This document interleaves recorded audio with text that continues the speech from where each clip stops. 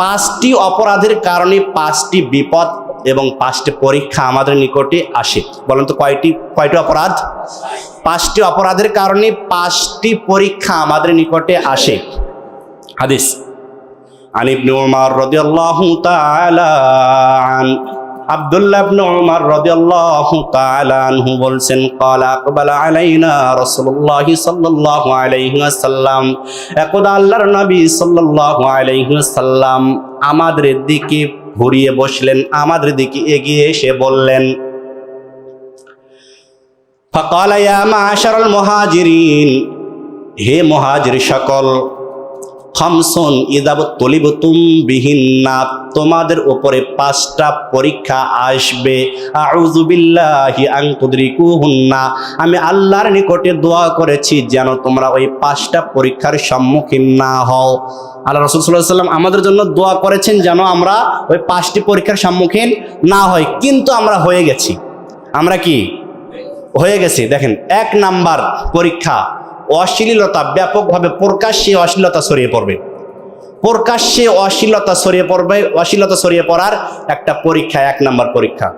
রাসূল সাল্লাল্লাহু আলাইহি ওয়াসাল্লাম বলেন, লাম তাযহারিল ফাহিশাতু ফি কওমিন কাত হাত্তা ইউলিনু বিহা, যখন কোন জনপদে কোন কওমের মধ্যে যখন মানুষ প্রকাশ্যে অশ্লীলতা করেন, প্রকাশ্যে যখন অশ্লীলতা ছড়িয়ে পড়ে, মানুষ যখন ঘোষণা দিয়ে পাপ করে, আমার বাড়িতে আমি গান বাজনা বাজাবো, আমার বাড়িতে আমি বড় পর্দা টাঙাইয়া মানুষকে সিনেমা দেখার সুযোগ করে দেব, তাতে তোমার কি? আমার বাড়িতে আমি অবৈধভাবে বিবাহের অনুষ্ঠানে শুভ একটি কাজে অবৈধ কাজ আমি চালু করে দেব, বিবাহের অনুষ্ঠানে গায়ে হলুদের মতো একটা নিকৃষ্ট কাজ আমি করব, তাতে তোমার হুজুরের কি? মানুষ যখন প্রকাশ্যে এভাবে পাপ কাজ চালু করে থাকবে, মানুষ যখন বলবে আমার বাসার ছাদের উপরে আমি ইচ্ছা মতো গান বাজনা বাজাবো, মেয়েরা নাচবে, তাতে তোমার কি? লাম তাযহারিল ফাহিশাতু ফি কওমিন কাত হাত্তা ইউলিনু বিহা, মানুষ যখন প্রকাশ্যে ঘোষণা দিয়ে এভাবে পাপ কাজ করবে, তখন ইল্লা ফাশা ফীহিমুত তাউন, ওই জাতির উপরে ওই 10 জন ব্যক্তি পাপ করার কারণে পুরা জাতির উপরে আল্লাহ রাব্বুল আলামিন মহামারী দিয়ে দিবেন। নাউজুবিল্লাহ। আপনি একা গান বাজনা বাজান, আপনার কারণে পুরা একটা জাতি ধ্বংস হয়ে যাবে। বলেন তো, আজ থেকে 50 বছর আগে মানুষ করোনার নাম শুনেছিল? করোনার নাম শুনেছিল?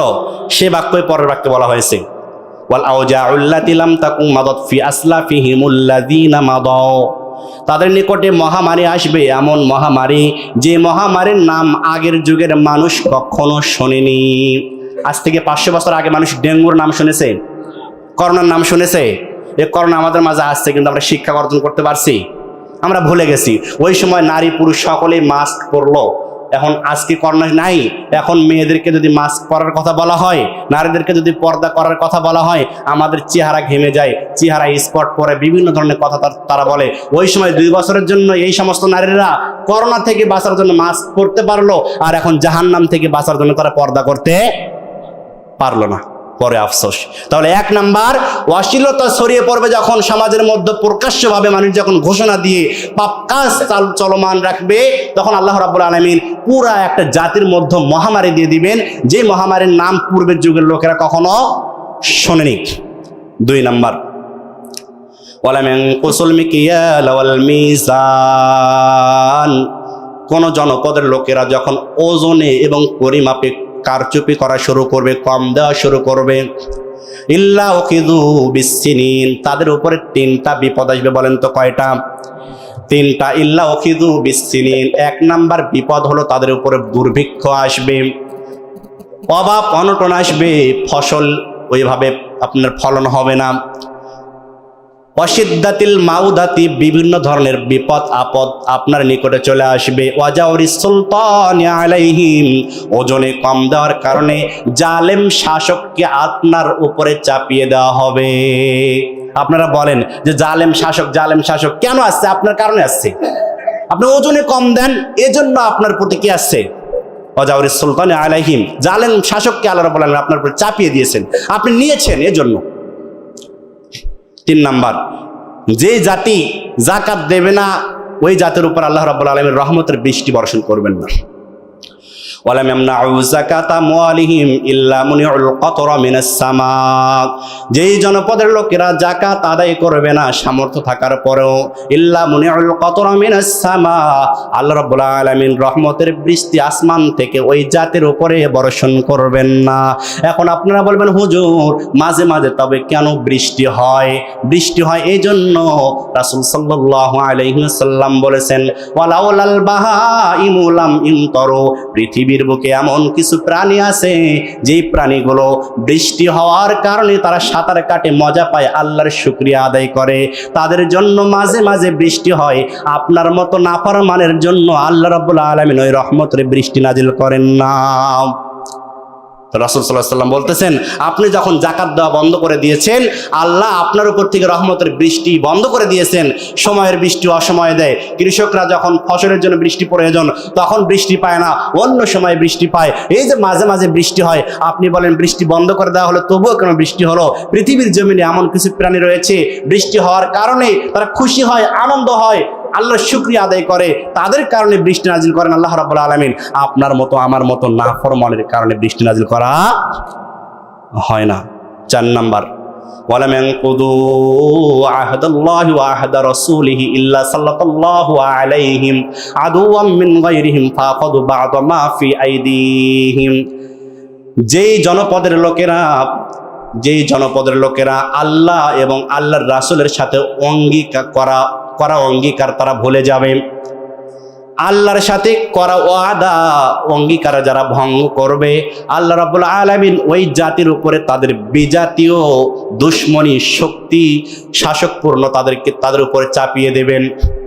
তার মানে আল্লাহর সাথে আমাদের ওয়াদা ছিল কি? আল্লাহ বলছেন আহাল্লাল্লাহুল বাইআ ওয়া হাররামার রিবা, তোমাদের জন্য সুদ হারাম, কেনাবেচা হালাল।